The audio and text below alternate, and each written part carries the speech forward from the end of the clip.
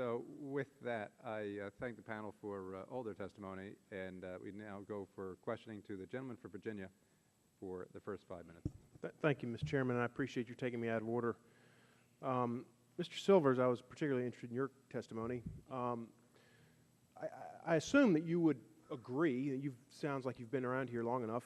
It sounds like to me you would agree that there is significant cost to increased regulations to businesses who in this case private equity funds have to comply with these new regulations. Would you agree with that? I think an economist would tell you every time you sneeze there's a cost.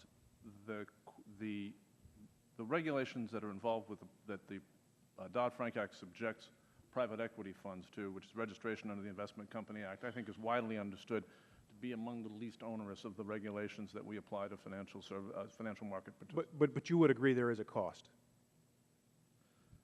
I think there is as I said, I think there is a cost to every act one takes in life.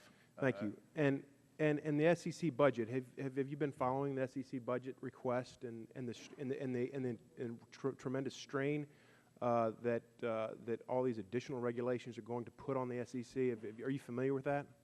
I've been following the systematic effort to strip the SEC of the resources necessary to protect American investors by you and your colleagues. Yes, I have. Okay.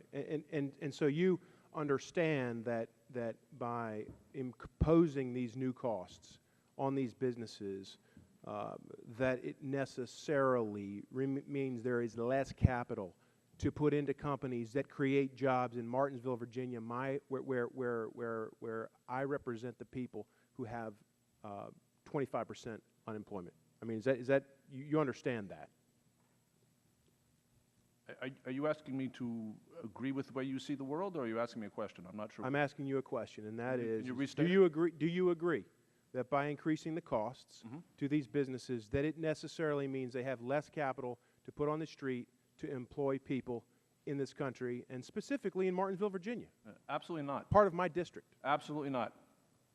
Absolutely not. Let me explain to you why. How then do you what would you say to the 61 new people who have jobs in Martinsville, Virginia, as a consequence of the investments made by, in this case, Riverside? What would you say to those people? I'm saying you're cynically exploiting them to deregulate Wall Street and further put our entire country in danger of repeating 2008. That's what I would say. You call it exploitation. I call it a paycheck. I yield back my time. Thank you.